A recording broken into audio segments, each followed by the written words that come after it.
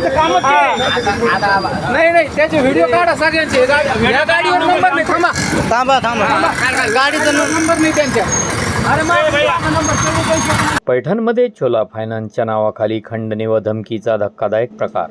पैठण शहरात वाहन फायनान्सच्या हप्त्यात वसुलीच्या नावाखाली काही अज्ञात व्यक्तींनी चालकाला धमकावल्याची धक्कादायक घटना समोर आली आहे।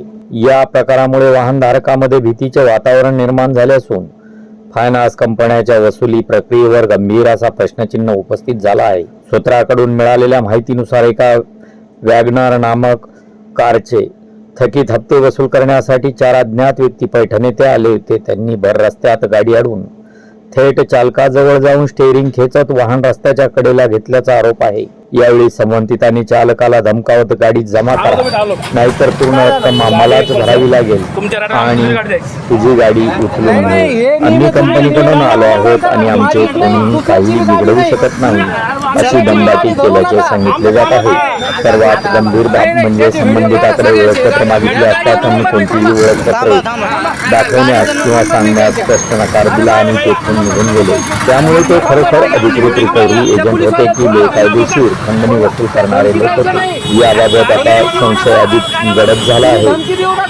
दरम्यान संबंधित फायनान्स कंपनीचे अधिकारी चोलामंडलचे मॅनेजर कमलेश आणि वसुली एजंट सोपान तांबे यांच्याशी संपर्क साधण्याचा प्रयत्न करण्यात आला, मात्र त्यांच्या बाजूने टाळाटाळ करणारी उत्तरे देण्यात आल्याचे समोर आले आहे।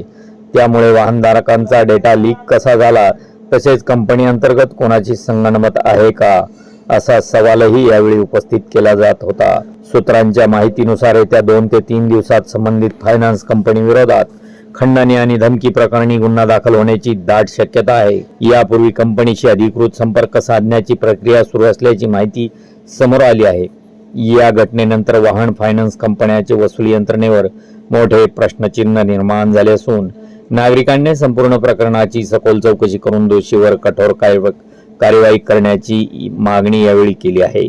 आपण पाहत आहात बीजे स्टार न्यूज साठी वृत्तनिवेदक तथा महाराष्ट्र विशेष प्रतिनिधी विजय शिवगजे, ब्युरो रिपोर्ट।